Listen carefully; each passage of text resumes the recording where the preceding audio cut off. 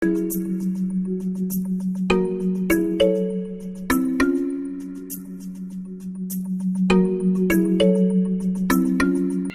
अस्सलाम वालेकुम ख़वातीन व हज़रात, welcome to another episode of the isolation central. I hope कि आप सब सेफ डिस्टेंसिंग और सोशल डिस्टेंसिंग को मेंटेन कर रहे हैं और सारे घरों पे रह रहे हैं because this pandemic is not going anywhere any soon. But आज की जो हमारी एपिसोड में उसके साथ हमारे में मिस फ़ायज़ा यूसुफ हमारे साथ हैं। सबसे पहले तो मैं उनको थोड़ा सा इंट्रोडक्शन करा दूँ। She is a technologist with a decade long experience, जिसमें उन्होंने डिफरेंट प्रोडक्ट्स और टीम्स को बिल्ड किया है। She is the founder of women in tech. वो क्या है इस पे हम आगे बात करेंगे। और इसके अलावा वो प्रोडक्ट डेवलपमेंट टीम को लीड करती हैं, कंसल्टेंट हैं। और इसके अलावा एक बहुत इंटरेस्टिंग प्रोग्राम है जिसमें कोडिंग बूट कैंप है, कोड गर्ल्स के नाम से, उस पर भी हम आगे बात करेंगे। बट सबसे पहले I would like to thank and welcome to the show. Thank you so much, Ma. Thank you for inviting me. तो हमारा जो स्टैंडर्ड क्वेश्चन है वो आजकल सबसे शायद यही है, वो ये है कि आपका आपका जो है क्वारंटाइन कैसा जा रहा है, क्या चेंज आया है, क्या नया हो रहा है? Yeah, so मैं पिछले 6 सालों से आई वॉज वर्किंग रिमोटली और जनवरी में I decided to go back full time on site and March में the pandemic came, so I came back to my remote routine again. So ये है, remote is fine because I've been really like experienced in that and I've been doing it for so long. लेकिन of course वो जो structure होता है वो आपका खराब हो जाता है because you are working all the time and there is no boundary in terms of when you call it off. बाकी I have been home for the past 3 months. I have hardly left my home, so making sure that I don't meet my parents a lot or I don't meet kids in the family a lot to make sure that everybody is healthy and just trying to keep on telling people to stay home. तो बस ये है, it's difficult to talk to your parents about it. It's difficult to make older people understand that how important it is for them to take care of themselves. But you know, we all are trying, yeah.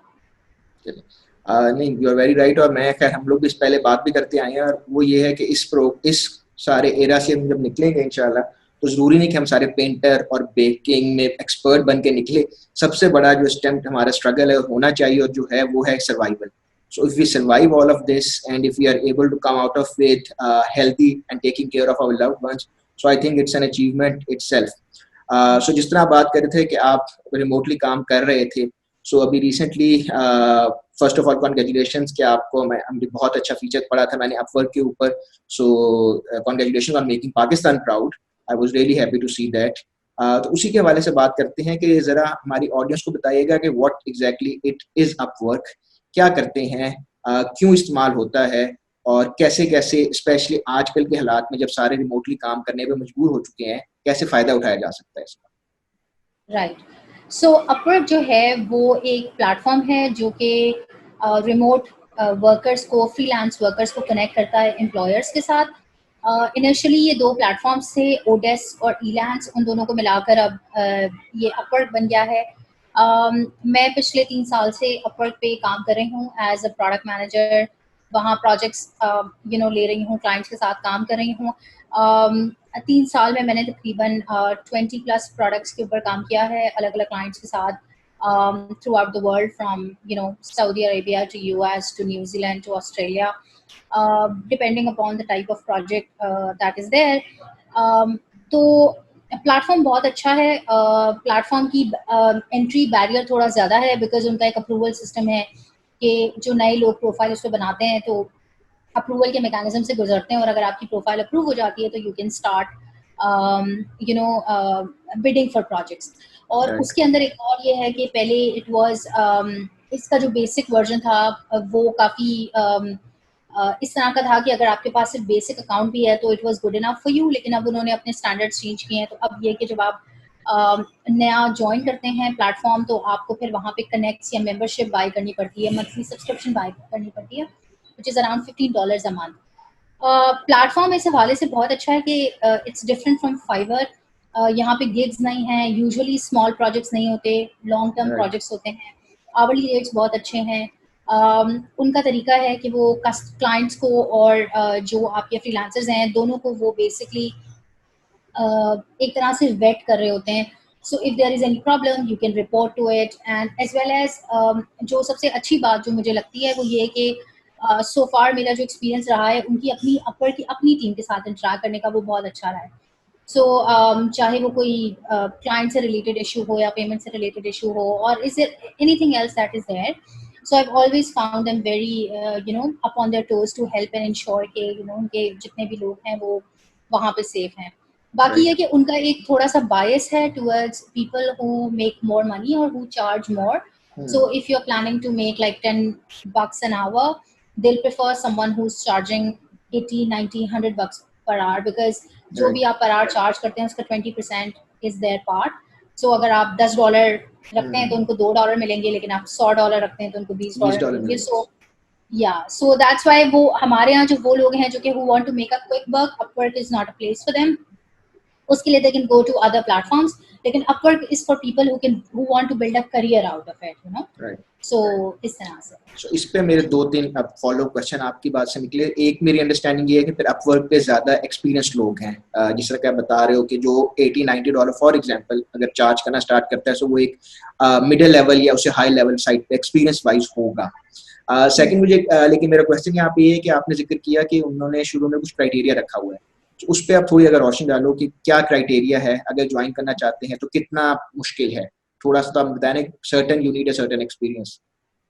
अच्छा, मेरी तो profile काफ़ी पुरानी थी, तो I did not go through that whole thing, but उसके बाद बहुत अरसे से I been helping people transition from other freelancing platforms to Upwork. So उसके अंदर ये होता है कि जब आप प्रोफाइल क्रिएट करते हैं तो वो ये देखते हैं कि आपकी प्रोफाइल कितनी वेल मेड है, आपकी प्रोफाइल कंप्लीट होनी चाहिए, आपका आवरली रेट थोड़ा अच्छा होना चाहिए, मतलब $5, $6, $10, $12 नहीं, उससे ज़्यादा होना चाहिए. आपके पास कुछ वर्क एक्सपीरियंस हो, आपकी डिग्रीज या जो भी एजुकेशन है वो अलाइन करती हो आपके काम से, आपने अपना पोर्टफोलियो फिल इन किया हुआ हो. एंड देन उसके बाद जो नेक्स्ट स्टेप है वो ये देखते हैं कि कितनी ज़्यादा सेचुरेशन है उस स्किल सेट की जो आपने वहाँ पे डाला है अपना. तो अगर आपने कोई ऐसा स्किल सेट डाला है, for example graphic design, so there are like hundreds and thousands of graphic designers on Upwork. So वो देखते हैं कि अगर सेचुरेशन बहुत ज़्यादा है तो वो फिर आपको अलाउ नहीं करते, यानी वो आपको कहते हैं कि नहीं, हमारे पास ऑलरेडी बहुत सारे लोग हैं, so we don't think you will get hired easily here. So ये उनका एक क्राइटेरिया है. बाकी उसमें ऑफ कोर्स यही है कि आपको you need to learn to innovate as a freelancer, तो शायद आपको नया स्किल सेट सीखना पड़े. मैंने जब अपवर्क ज्वाइन किया था आज से 6-7 साल पहले, जब मैंने इनिशियली प्रोफाइल बनाई थी, तो मेरा skill set software testing, deployment, server maintenance, ये सारी चीजें थी, बट मुझे पता था कि इसकी मार्केट नहीं है. So I had to learn and get a degree and then do a lot of things to ensure that I upgrade myself, ताकि फिर जो सर्विसेज अब मैं दे रही हूँ, जिसके लिए मैं एक प्रीमियम टॉप डॉलर में चार्ज कर रही हूँ, वो मैं कर सकूँ. तो अगर आप फ्रीलांसर में स्टार्ट करना चाहते हैं तो फिर again you will have to innovate and sort of learn better skills to ensure कि आपको एंट्री भी मिल जाए और फिर आपको काम भी मिल जाए. अच्छा, इस पे थोड़ा ये बताइएगा कि पाकिस्तान से अभी तक कितने लोग काम कर रहे हैं. इसने आपने अपना जिक्र किया, आपका प्रोफाइल माशाल्लाह इट्स वेल मेड थिंग. इसके अलावा वहाँ पे पाकिस्तानी प्रेजेंस कितनी है और कितना आपके ख्याल में पोटेंशियल नजर आ रहा है हमारा पाकिस्तानी और ऑडियंस बढ़ने का? पाकिस्तानी बहुत ज़्यादा है. आई थिंक टॉप 4-5 कंट्रीज में पाकिस्तान है. So we have a lot of good freelancers. Mostly आपको Pakistani, Indians, Ukrainians, people from the US. These are the people you will find more in freelancing. US की एक बहुत बड़ी वर्कफोर्स जो है वो एज रिमोट वर्कर्स और फ्रीलांसर्स काम करती है. आप उनके साथ compete, हमारा गोल ये होता है कि हम उनके साथ compete करें because they are the people who are charging the most. जब आप देखते हैं उसको लोकली हमारे यहाँ पाकिस्तान में शायद थोड़ा सा ये वाला एक माइंडसेट है कि हम प्राइस के ऊपर कम्पीट करते हैं. But initially when I started seriously looking for projects 2017 में, तो उस वक्त अपवर्क की ही एक कस्टमर सक्सेस की एक स्टाफ मेंबर थी, उनसे मेरी बात हुई, तो उन्होंने मुझे पहली बात जो कही थी वो ये कही थी कि do not compete on price, charge as high as you can so that you can differentiate yourself. जब अगर तुम प्राइस पे कम्पीट करोगी तो it's a downward spiral. So potential बहुत ज़्यादा है, बट मैं ये देखती हूँ कि यूजुअली पाकिस्तानी जो है वो बाकी साउथ एशियन कंट्रीज की तरह यूजुअली प्राइस पे कम्पीट कर रहे होते हैं, तो इसलिए इतना ज़्यादा चार्ज नहीं करते. लेकिन ये कि अगर आप ये ना करें, प्राइस पे कम्पीट ना करें और अपनी सर्विसेज को इम्प्रूव करें, तो definitely we can make more money out of it. I think वो जनरल हमारे एक पैशन बना हुआ है कि पाकिस्तान किसी भी मार्केट में हम प्राइस पे कम्पीट कर सकते हैं, बिकॉज चाइना भी यही एक, not just talking about tech industry but general आप देखें चाइना भी ग्लोबल इकोनॉमी बेस पे कर रहा है. बांग्लादेश भी अब हमारे साथ इस पे कर रहे हैं, so I think that's the general impression. But थोड़ा पीछे चलते हैं। अब आज हम बात कर रहे हैं 2020 के अंदर अपवर्क की, और जो अपॉर्चुनिटीज अवेलेबल हैं और जो मुख्तलिफ घर बैठ के हम कर सकते हैं। But let's go back a decade ago जब आपने काम स्टार्ट किया था। सो उससे जब आप कंपेयर करते हो जनरली जो टेक इंडस्ट्री है पाकिस्तान में और जो हमारे पास अपॉर्चुनिटीज हैं, तो उसमें कितना फ़र्क आया है द टाइम यू स्टार्टेड और यू वर स्टूडेंट और जो आजकल हालात हैं? 10 साल पहले तो वो वाला टाइम था when I was at my first job. Things have changed greatly because शुरू के मेरे जो 2 साल थे करियर के, उसमें I used to be the only woman in the office. लेकिन eventually that has changed and you see a lot of women in technology. हमारी अपनी कम्युनिटी में तकरीबन 7,000 ख़वातीन हैं जो कि टेक्नोलॉजी से ताल्लुक़ रखती हैं। बहुत सारी फ्रीलांस काम करती हैं, बहुत सारी कंपनीज़ में काम करती हैं, बहुत सारी हैं जो अपॉर्चुनिटीज़ देख रही हैं। सो काफ़ी ज़्यादा ख़वातीन हैं। तो वो the number of women who are in tech have increased of course. Pakistan की जो सर्विस इंडस्ट्री है उसने बहुत ज़्यादा तरक्की की है, तो आपको बहुत सारी कंपनीज नज़र आती हैं। नंबर ऑफ कंपनीज इंक्रीज हो गई हैं। पॉलिसीज़ आपको बेहतर नज़र आती हैं 10 साल से पहले जो थी। आपको ये भी नज़र आता है कि लोग अब डाइवर्सिटी और इंक्लूजन को अंडरस्टैंड करते हैं। लोग इस बात को अंडरस्टैंड करते हैं कि ना सिर्फ ख़वातीन बट और जो लोग अंडर रिप्रेजेंटेड हैं, जैसे कि रिलीजियस माइनॉरिटीज़ हैं आपकी, या वो लोग हैं जो कि डिफरेंटली एबल्ड हैं। सो कंपनीज और दूसरे लोग they have started thinking about it. So बहुत बड़ा एक शिफ्ट है आपको नज़र आता है जो कि इस सारे अरसे में हुआ है। और उसमें बहुत सारी अच्छी बातें भी हैं, बहुत सारी बुरी बातें भी हैं। बुरी बात आई थिंक वो ये होगी कि हमारे यहाँ बहुत सारे ऐसे सॉफ्टवेयर कंपनीज हैं जो कंपनीज कम और स्वेट शॉप्स ज़्यादा हैं। So they have hired a lot of people. They're paying very low. They have bad policies, bad working environment, and then they are just producing things to just get rid of them. Service वाला काम ज़्यादा है, product वाला काम कम है, जो कि एक नुकसान है। तो अगर हम जब लोकल मार्केट में हम देखेंगे ना कि फिर बड़ी प्रोडक्ट्स डेवलप हो रही हैं जो कि इंटरनेशनली चल रही हैं या लोकली चल रही हैं, तो आई थिंक और चीज़ें इंप्रूव हो जाएंगी। ठीक है। अच्छा, इसमें स्पेसिफिकली आपने बात की से इंक्लूजन अब बेहतर है, बट आई एम श्योर कि अनफॉर्चुनेटली अभी भी बहुत ज़्यादा चैलेंजेस हैं। अगर हम स्पेशली खवातीन की बात करें टेक इंडस्ट्री में, तो उन पे अगर आप थोड़ी बात करो कि वो क्या चैलेंजेस जो हैं आज भी एग्जिस्ट करते हैं। अच्छा, मैं आपको बताती हूँ कि मैं पाशा के साथ काम कर रही हूँ, पाकिस्तान सॉफ्टवेयर हाउस एसोसिएशन के साथ। उनकी एक कमेटी है डाइवर्सिटी एंड इंक्लूजन की। शमीम रजानी उसको चेयर करती हैं, मैं उसका पार्ट हूँ। और हम ये असेस करने की कोशिश उसके अंदर कर रहे हैं इन दिस 1 ईयर कि पाकिस्तान कहाँ स्टैंड करता है, क्या हमारे पास स्टैटिस्टिक्स हैं कंपनीज में, क्या पॉलिसीज़ हैं, बेहतर पॉलिसीज़ क्या होती हैं। और आपको मैं बताऊँ, पाशा जो है वो हर साल डाइवर्सिटी इंक्लूजन के ऊपर एक अवार्ड देता है, और जिन कंपनीज को अवार्ड मिलता है उनकी यूजुअली जो परसेंटेज ऑफ इंक्लूजन है that is less than 30%। Right. तो this is not a very good number, better than a lot of countries but still not a good number. And जब हम बात करते हैं इंक्लूजन की, तो उसके अंदर माइनॉरिटीज का एक बड़ा ख्याल होता है। women are not minority, Pakistan में तो बिल्कुल नहीं। तो जो दूसरी माइनॉरिटीज हैं उनको एक तरह से जो है वो आप निगलेक्ट कर देते हैं, बिकॉज फिर बात सारी वुमेन एम्पावरमेंट की होती है, और जितनी माइनॉरिटीज हैं और जो एक्चुअल माइनॉरिटीज हैं वो फिर उसके अंदर इंक्लूड नहीं होती। जो हमने आइडेंटिफाई किया कंपनीज के अंदर, वो मसला बहुत सारा पॉलिसी और कल्चर का है। वुमेन इन टेक में हमारे पास जितनी खवातीन हैं, हम on and off different polls run करते हैं, सर्वेज रन करते हैं कि गेज करने के लिए कि क्या चल रहा है। और हमने ये आइडेंटिफाई किया कि मोस्टली खवातीन within 3 to 5 years of their career in tech they leave their job. और वो of course it's not a very big brainer question. We all know that that is the time women get married and they plan to start their families. और उस वक्त नौकरी छोड़ने का क्या मकसद है? बिकॉज अगर आप सोचें तो ये वो टाइम है जब they need more money, because you know they are going to have a child. So हमें ये नजर आया कि एक तो कल्चरल एस्पेक्ट उसका ये है कि अब शादी हो गई है या अब फैमिली बनानी है तो घर में बैठो। Nothing wrong with that if the woman chooses to do it herself. लेकिन अगर आप उसे फोर्स कर रहे हैं तो वो एक अलग अलग बॉल गेम है, because there is a possibility कि वो अपनी इकोनॉमिक इंडिपेंडेंस सेक्रीफाइस कर रही हो because of your cultural barriers. दूसरा मसला ये है कि जो कंपनीज हैं उनके पास पेड मैटरनिटी लीव्स नहीं हैं, उनके पास जो है वो केयर वर्क के अंदर वो कोई हेल्प नहीं करते, आपके पास डे केयर सेंटर्स नहीं हैं। तो ये सारी जो मसले हैं, उन मसलों की वजह से एक वर्कफोर्स का बहुत बड़ा हिस्सा जो है वो घर बैठ जाता है। यही वही सेम स्टोरी है जो जो हमारी डॉक्टर ब्राइड्स के साथ होती है, ये उसी तरह की एक सिमिलर स्टोरी है जो यहाँ पर हो रही है। तो आपको ये नजर आएगा, लेकिन बहुत सारी ऐसी कंपनीज हैं जिन्होंने इस चीज को ओवरकम कर लिया। सो जैसे 10 Pearls है या कॉन्टोर है या S&P ग्लोबल है, ये वो कंपनीज हैं जो मैटरनिटी लीव्स भी दे रही हैं, जो पैटर्निटी लीव्स भी दे रही हैं, और वो इंश्योर करती हैं कि जी खवातीन के पास एक केयर की जगह हो और एक प्रॉपर चाइल्ड केयर सेंटर उनकी कंपनी के अंदर हो। I've heard about National Foods, I've heard about a lot of other companies as well. So कुछ कंपनीज इस तरफ आ रही हैं, लेकिन मेजॉरिटी अभी इस तरफ नहीं है। तो it's a long road towards making them understand that it's not just about कि आप खवातीन को स्पेशल ट्रीटमेंट दे रहे हैं, it's not about that, it's about their natural needs, because there is no other way around for us to bring the new generation to this world. तो आपके पास एक बहुत बड़ा एक सोसाइटी का सेक्टर है जिसे फाइनेंशियल इंडिपेंडेंस की जरूरत है, लेकिन वो नहीं हो पाता because of policy. Right, Ajay आप बिल्कुल सही कह रहे हो। इस पे अगर मैं यहीं से फॉलो अप क्वेश्चन निकलता है, जिस तरह आप बात करें कि पॉलिसी पे काम कर रहे हैं, मेरा 2 पार्ट का क्वेश्चन है। पहला मेरा क्वेश्चन ये होगा कि इस सब के लिए जो आपका कॉन्स्टिट्यूशनल या लीगल सिस्टम है या पॉलिसी मेकिंग का जो प्रोसेस है, उसमें कोई प्रोग्रेस आई है गवर्नमेंट लेवल पे, या अभी हम थिंक टैंक्स और उसके अंदर ही घूम रहे हैं, प्लानिंग के अंदर घूम रहे हैं?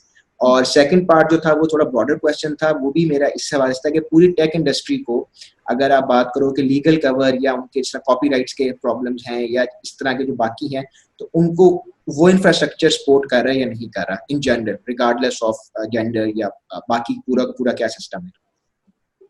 अच्छा, हमारे पास इनिशियली जब हमने पासा के लिए काम शुरू किया था, तो हमारा आइडिया ये था कि हम पॉलिसी फ्रेमवर्क बनाएंगे।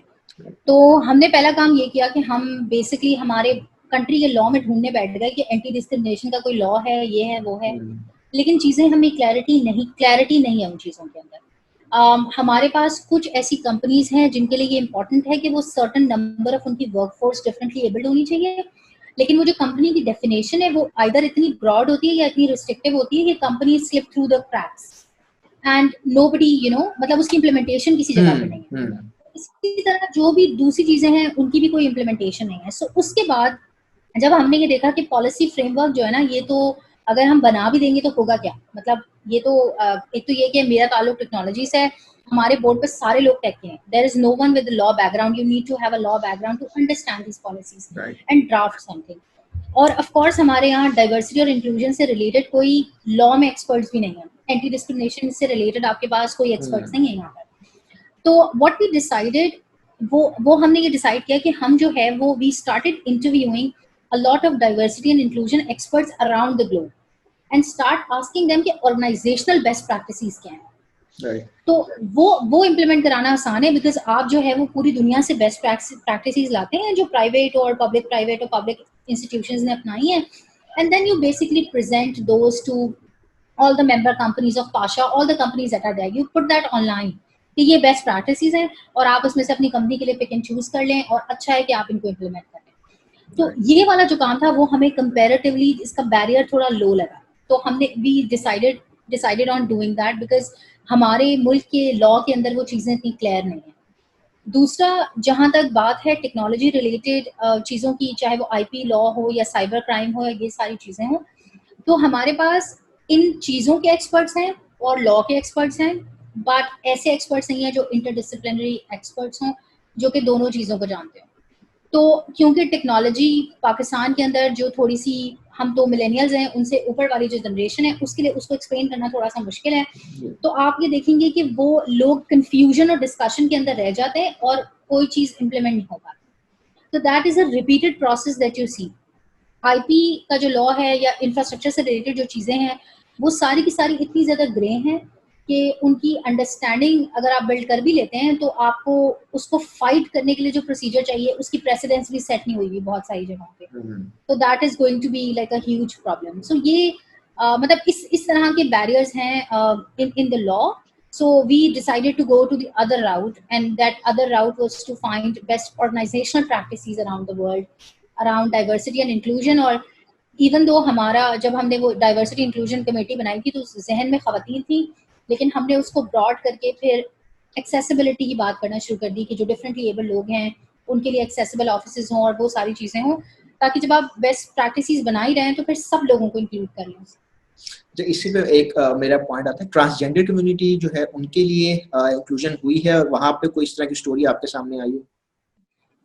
इसके अंदर बड़ी एक इंटरेस्टिंग बात है कि हम कोड गर्ल्स चलाते हैं, लड़कियों के लिए प्रोग्राम है हमारा, मेरा और शमीम का एक लॉन्ग एक बहुत ही पुराना ख्वाब है कि हम इस प्रोग्राम को ट्रांस फोक्स के लिए, ट्रांस कम्युनिटी के लिए जो है वो लॉन्च करें। अभी हम सोच रहे हैं, उसमें बहुत सारे इश्यूज हैं, हमारा कम्युनिटी रन प्रोग्राम है, हमें नहीं पता कि हमारी जो डोनर्स हैं या स्पॉन्सर्स हैं वो किस तरह से रिएक्ट करेंगे, हमें नहीं पता कि लोग किस तरह से रिएक्ट करेंगे। So we are still, just debating it, seeing what we can do about it. If we can do that, this is going to be an excellent way to empower them. The reason being कि अभी जब आप transgender community को देखते हैं, आपको नजर आएगा कि उनको बिल्कुल low skill, low paying jobs मिल रही होती हैं, या जॉब्स नहीं मिल रही होती, जो मिल रही होती हैं वो बिल्कुल ही लो पेइंग जॉब्स होती हैं। लेकिन द रीजन दैट हमने लड़कियों को कोडिंग सिखाना शुरू की वो ये थी कि it's lucrative, it has a lot of money. अगर मैं आपको थोड़ा सा बताऊं कोड गर्ल्स की ऑडियंस का, तो हमारे पास जो बच्चियां आती हैं, उनकी लड़कियां आती हैं, लड़कियां खवातीन 15 से 35-40 साल तक की उनकी उम्र होती है, वो हमें पता है कि उनकी household income is somewhere between 20-25,000 to 40-45,000। ये उनकी average monthly household income है। जब वो हमारे प्रोग्राम से ग्रेजुएट होती हैं और उनकी पहली इंटर्नशिप लगती है पेड, तो वो इंटर्नशिप 25,000 की होती है। तो आप ये सोचें कि एक फैमिली जिसकी इनकम ही इसी के अराउंड थी, उसमें आप 25,000 रुपए करें, डबल हो गई बेसिकली। एग्जैक्टली। तो जब वो हो जाता है तो उससे होता ये है कि उनका लाइफस्टाइल इंप्रूव होता है, बच्चे अच्छे स्कूल जाने लगते हैं, और हमारे प्रोग्राम में तकरीबन 40% खवातीन मैरिड हैं, 30% के अराउंड के बच्चे हैं। तो उनका जो मेन मोटिवेटर होता है वो यही होता है कि मैं आऊंगी, मैं कोडिंग सीखूंगी, I will make money and I will make sure that I put my kids to a good school. तो ये बेसिकली उसके पीछे मोटिवेटर है। तो अगेन, अगर ये काम हम ट्रांसजेंडर कम्युनिटी के लिए कर सकते हो कि वो, क्योंकि ये रिमोट काम है, उनको ऑफिस भी जाने की जरूरत नहीं है, बहुत सारा काम रिमोट होता है, तो it's going to be really really helpful.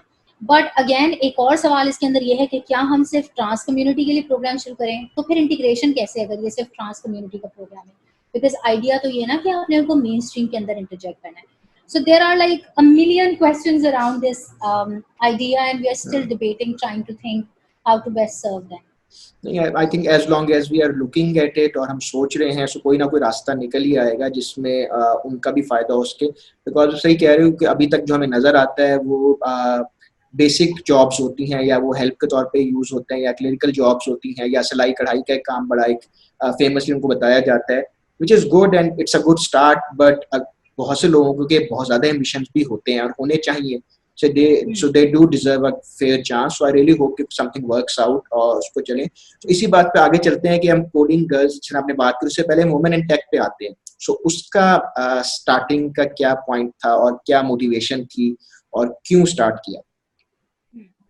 Women in take पीके का आइडिया बेसिकली ये था कि मैं अपने टेक्नोलॉजी के करियर के साथ, मेरा बहुत ज़्यादा ताल्लुक अकेडमिया से रहा है for helping them with curriculum improvements. मैंने एज अ विजिटिंग प्रोफेसर पढ़ाया फास्ट कराची में, देन सिंध मदरसतुल इस्लाम में, इकरा यूनिवर्सिटी में और जगह पे। तो मेरा अकेडमिया के साथ काफ़ी क्लोज कोलैबोरेशन रहा था। अब वो जब कोड गर्ल्स शुरू हो गया तो अब वो थोड़ी सी मसूलियत इतनी ज़्यादा है कि मैं जा नहीं सकती। तो आइडिया मेरा ये था कि मेरे पास फास्ट में मर्द हजरात बहुत ज़्यादा हैं, लड़कियां बहुत कम थी। मेरी क्लास में 4-5 लड़कियां थी, and one of them once said to me that ma'am, you are the only woman whom we know who's working in tech and who's teaching. So are there actually any women in tech? And that was the question that kind of sparked this whole debate कि अगर role models हैं तो दिखते क्यों नहीं हैं, ये खवातीन छुपी भी क्यों हैं? तो क्योंकि मेरा ऑफ कोर्स एक नेटवर्क था, मैं बहुत सारे लोगों को जानती थी जो टेक्नोलॉजी इंडस्ट्री में काम करती हैं खवातीन। मैंने एनईडी से ग्रेजुएट किया है। जब मैंने ग्रेजुएट किया तो हमारी क्लास में 50 लड़कियां थी और 50 लड़के थे, तो बहुत ही ज़्यादा बैलेंस्ड हमारा एक बैच था। So I decided कि let's create a community. It's going to be a women only community and I'm going to connect students with senior women in tech. Right. और वहाँ से आइडिया स्टार्ट हुआ कि हमने कम्युनिटी बनाई और 100-200 लोग जिनको मैं जानती थी, खवातीन को मेरी स्टूडेंट्स थी और जो टेक इंडस्ट्री में काम कर रही थी, मेरी कुछ कोलीग्स थी, कुछ क्लास फेलोज थी, कुछ सीनियर्स थी, उनको मैंने ऐड कर दिया। और वहाँ से जो है वो इट हैज़ 3 years में it has grown into 7,000 women सो या ये बेसिकली ये इसका स्टार्टिंग पॉइंट था। या सो अभी आप किस तरह, इट्स अ फेसबुक ग्रुप, इससे लिमिटेड हैं या इससे ज्यादा एक्सपेंड कर चुका है? आप लोगों के रियल मीटअप्स हो रहे हैं या थोड़ा उस पर एक्टिविटीज क्या हैं इसमें? ये तो अब it has converted into an NPO. मैंने भी ओके, रजिस्टर नहीं कराया, but this the idea is to get it registered in the coming year 2021 में। हमारे 3 साल पूरे हो जाएंगे इस साल में, तो I was also thinking to get it registered now. बहुत सारे प्रोग्राम्स और प्रोजेक्ट्स हम उसके अंदर चला रहे हैं। कोड गर्ल्स एक प्रोग्राम है जो विमेन इन टेक पीके के अंडर आता है। एक और प्रोग्राम है हमारा क्रिप्टो चेक्स, जिसमें हम ब्लॉकचेन और एआई की ऑनलाइन ट्रेनिंग दे रहे हैं। That programme is for both men and women, क्योंकि वो ऑनलाइन प्रोग्राम है, तो उसके अंदर वी आर ओके। वैसे we are okay with men, it's not that we don't want men around. या द पॉइंट इज कि जब मर्द हजरात एंटर होते हैं कॉन्वर्जेशन में, तो खवातीन थोड़ा पीछे हो जाती हैं, तो उसको केटर करने के लिए हमने विमेन ओनली कम्युनिटी बनाई है। प्रोग्राम्स हमारे यूजुअली काफ़ी मिले जुले ही होते हैं। बाकी हमारी कुछ सीरीज है, इंटरव्यू सीरीज। तो what we started doing is to basically interviewing these women who are working in tech to create a digital footprint for them. Right, तो हमारी एक बहुत ही एक्टिव वेबसाइट है, उस पर आपको बहुत ज़्यादा कंटेंट मिलेगा, गेस्ट ब्लॉग पोस्ट मिलेंगी। हमने ट्विटर लिस्ट क्यूरेट की of women who have done amazing job in tech. हमने स्टेम वुमेन की एक लिस्ट क्यूरेट की। इसके अलावा तकरीबन 70 के करीब इंटरव्यूज अभी तक पब्लिश कर चुके हैं खवातीन के। मीटअप्स बहुत सारे हो चुके हैं। अभी फेब में हमने लास्ट एक वर्कशॉप कराई थी on effective workplace communication skills की with open mics। तो बहुत सारी वर्कशॉप्स हैं जो होती रहती हैं। हर हफ्ते एक वेबिनार होता है कम्युनिटी के अंदर on a certain topic given by an expert. So इस तरह की बहुत सारे प्रोग्राम्स हैं, लेकिन आइडिया हमारा जो है वो मोस्टली स्किल बिल्डिंग, मेंटरिंग और इसी मेकिंग कनेक्शंस वाली चीज़ों पे होता है। फिजिकल मीटअप्स या जो फिजिकल एक्टिविटी है वो ज़रा कम होती है, बिकॉज अगेन जो हमारी ऑडियंस है वो वैसी या तो जॉब सर्च में है या जॉब कर रही है, उनके लिए getting out of that routine and coming to some place is a bit difficult. तो हम कोशिश करते हैं कि मोस्टली काम जो है वो ऑनलाइन एक्टिविटीज के थ्रू होगा। तो इसमें जो ज्वाइन करना चाहता है, इज देयर अ फी? और स्पेशली अगर ये फुली फंडेड है और आप लोग उसको वॉलंटियर बेस पे चला रहे हैं, so how are you bearing the expense? That is also another big question. अच्छा, कम्युनिटी तो इट्स फ्री ऑफ कॉस्ट। हमारा बूट कैंप भी फ्री ऑफ कॉस्ट है। राइट, 4 महीने का फर्स्ट फेज है, 4 महीने का सेकंड फेज है और 4 महीने का थर्ड फेज है। सो 1 साल की पूरी education is free of cost for whoever wants to join it. Boot camp हमारा वुमेन ओनली है, कम्युनिटी हमारी वुमेन ओनली है। कोई किसी चीज़ की कोई फी एसोसिएटेड नहीं है। कोड गर्ल्स कम्युनिटी फंडेड है, so we have a lot of sponsors on board. Right, Upwork हमारा एक स्पॉन्सर है बाय द वे। इसके अलावा और बहुत सारे स्पॉन्सर्स हैं जो कि प्रोग्राम के अंदर इन्वेस्ट कर रहे होते हैं। जहाँ तक विमेन इन टेक पीके की बात है, that is self funded. So what right, ever the money incur in women in tech PK, I pay the bills right. because it's my way of sort of giving back. Code girls के लिए तो of course we have like a whole board है हमारा proper accounting channels हैं अभी। सो अगर यहाँ पे कोई लड़की या खातून ज्वाइन करना चाहती हैं, so what's the way to go about it? और एक और बताइएगा कि पाकिस्तान में ऑल ओवर पाकिस्तान से लोग ज्वाइन कर सकते हैं? या हमारे पास पूरी दुनिया से पाकिस्तानी खवातीन है उसके अंदर। राइट, राइट, तो यू एंड बहुत सारी नॉन पाकिस्तानी खवातीन भी हैं उसके अंदर। You have to be in tech or someone who's either working in tech or interested in tech or wanting to work in tech, and then you have to be a woman. बाकी चीज़ें matter नहीं करती। हमारी website है womenintechpk.com। they can go there। उधर आपको community का link भी मिल जाएगा और बाकी सारी डिटेल्स भी मिल जाएगी। राइट। सो इसको अब आपने रजिस्टर करना चाह रहे हैं, इसके अलावा आप और कोई डिफरेंट प्रोग्राम्स ऐड करने का प्लान बना रही हैं? एक तो लीगल और रजिस्ट्रेशन का प्रोसेस है, बट एनी न्यू प्रोग्राम्स? हमारे एक तो कोड गर्ल्स का हमारा एक्सपैंड करने का प्रोग्राम है। हमने फेज 1 और 2 तो हम चला ही रहे हैं। हमारा प्लान था इस साल में अप्रैल में फेज 3 स्टार्ट करने का, बट कोविड-19 happened, so we kind of took a back seat.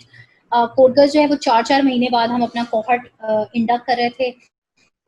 तो अभी हमारा कोहॉर्ट ग्रेजुएट हो गया, लेकिन नया हमने इंडक्ट नहीं किया because wanted to make sure कि सिचुएशन थोड़ी बेहतर हो जाए।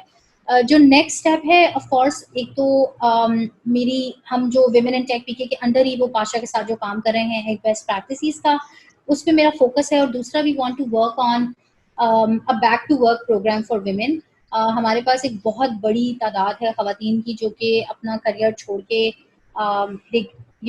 they sat at home and raised their families, and now they want to get back to their careers, Right. get back to the workforce. So उनके लिए we want to do something. कुछ programme की कुछ ideas हैं अभी, लेकिन अभी कुछ मटेरियलाइज नहीं हुआ. So most probably 2021 it's going to be there. चल इंशाल्लाह. यहाँ पे एक और इंटरेस्टिंग क्वेश्चन आता है कि आप जिक्र किया you have had different camps जो आपके चल रहे हैं और आपका एक्सपीरियंस है. सो कोई एक दो सक्सेस स्टोरीज जो always they stay with you और you would really like to mention them. हाँ बिल्कुल. अब हमारे पास कोड गर्ल्स में जो बच्चियाँ आती हैं, हमने तकरीबन 80-90 के करीब लड़कियों की एम्प्लॉयमेंट्स हमारे पास हो गई हैं. 470 के करीब लड़कियाँ ग्रेजुएट हुई हैं पिछले 2 साल में हमारे प्रोग्राम से. सो उसमें जो स्टोरीज हैं वो बड़ी हार्ट वार्मिंग हैं. उनकी जॉब्स लग जाती हैं, इंटर्नशिप्स लग जाती हैं, फिर वो फुल टाइम जॉब्स में कन्वर्ट हो जाती हैं. And then you listen about the things that are happening to them at work and things that are happening in their life. तो वो बड़ी हार्ट वार्मिंग स्टोरीज हैं that you get to know कि कितना फर्क पड़ता है जब एक फैमिली जो है वो इस फाइनेंशियल प्रेशर से निकल जाती है, that they have to make both ends meet. जब उनको ये नहीं सोचना पड़ता कि जी हर लोन पे चल रहा है, या मुझे किसी के पैसे देने हैं, या there are creditors around me. और वो खवातीन स्पेशली कितना एम्पावर्ड फील करती हैं when they have their own money. I am telling you. So I'm from a privileged background. मैं उस background से हूँ जहाँ my parents were okay sending me to an engineering university. They were okay that I go get my masters done. They were okay with me traveling, with working. They were okay with everything that I've done. तो मेरा वो privilege वाला, मैं उस जगह पर हूँ जहाँ पे मुझे ये restrictions या चीज़ें face नहीं करनी पड़ी, या money की shortage मुझे उस तरह से कभी face नहीं करनी पड़ी जैसे हम जिन लोगों को deal कर रहे हैं उनके साथ है. तो आप ये देखते हैं कि even though someone who's from my background, I have seen women in my family who do not own any resources, who do not have any money, who do not even have a bank account. They are not allowed to do anything at all. उससे क्या होता है कि it's not just about कि आप उनको पैसे देंगे तो वो शॉपिंग करेंगी, ये एक आइडिया हमारे जहन में है. एक्चुअली जब आप अपनी रिसोर्सेज ओन करते हैं ना, तो आप अपनी ग्रोथ के ऊपर इन्वेस्ट करते हैं. और वही सारी चीज़ जो है वो हम देखना चाहते हैं कि जब खवातीन के पास रिसोर्सेज आती हैं तो वो रिसोर्सेज अपनी फैमिली पे, अपने बच्चों पे खर्च करती हैं, एंड देन वो रिसोर्सेज अपनी पर्सनल ग्रोथ में खर्च करती हैं, अपनी लर्निंग पे खर्च करती हैं. और वो बड़ा इंपॉर्टेंट है. हमारे पास कोड गर्ल्स में बच्चियाँ आती हैं, इंटर किया हुआ होता है, थोड़े से नंबर कम होते हैं, गवर्नमेंट यूनिवर्सिटी में एडमिशन नहीं हुआ मेरिट पे, and parents would prefer to get their sons enrolled in a private university rather than their daughters. तो वो बच्चियाँ रह जाती हैं. तो अब वो बच्चियाँ, if they start making money and invest in themselves to get ahead in their lives, तो that is going to get a positive buck back to the society. और ये चीज़ जो है वो अभी इसके बहुत सारे बैरियर्स हैं इसके अराउंड, इस अंडरस्टैंडिंग के अराउंड, जो हम समझाने की कोशिश करते हैं टू पीपल कि इट्स नॉट कि अगर कोई खवातीन काम करती है तो इसका मतलब ये है कि वो जो है वो रिबेल करेगी. It's not about rebelling. It's about ensuring that the person, a human being, is living with dignity, and a human being, no matter what the gender is living with the ability to make a choice for herself or himself or itself, whatever that is. तो वो बड़ी important एक discussion है जो repeatedly हम उन बच्चियों से भी करते हैं जिनको हम पढ़ाते हैं. उनको ये बताते हैं कि आपने ये understand करना है कि whatever you have, do not take it for granted and make sure that you make the most out of it, as well as to the families. और हमारे पास जब बच्चियाँ आती हैं कोड गर्ल्स के अंदर, तो बहुत सारी दफ़ा उनके हस्बैंड्स और भाई और अब्बा भी साथ आ रहे होते हैं पहली दफ़ा, and we are happy to host them, happy to show them around कि जी आए देखें, ये जगह है, ये मैं हूँ, ये शमीम है, ये मुनीरा है, ये 3 खवातीन हैं जो ये प्रोग्राम रन कर रही हैं, and you can see the environment and see that your kids, that your women are safe with us. और वो अगेन अगर आप किसी से पूछेंगे तो वो आपसे जरूर ये कहेगा कि ये यहाँ आपको बताने की जरूरत है कि दे आर सेफ, बट ये कंसिडरेशन है हमारी सोसाइटी की, and we have to make sure कि जो भी हमारी जिस भी किस्म के कंस्ट्रेंट्स हैं, अच्छे या बुरे, no matter what, we find a way to work around those constraints and ensure कि चीजें आगे बढ़ रही हैं. अच्छा, इसमें ये बताइएगा कि जनरली जब आप इनसे कन्वर्सेशन करते हैं, सो पेरेंट्स से, या जब अगर आप उनसे डायरेक्ट इन कांटेक्ट नहीं है, फॉर इंस्टेंस एक बच्ची आई, उसने आके ज्वाइन किया, she is very motivated, she is very encourage, लेकिन जब वापस गई तो उसको रेजिस्टेंस का सामना करना पड़ा घर पे, which unfortunately I am assuming it's quite common. तो इन दैट सिनेरियो फिर कितनी आपके ख्याल में परसेंटेज है जो अभी भी ड्रॉप कर रही है? हमारा प्रोग्राम की जो कंप्लीशन रेट है वो 80% है।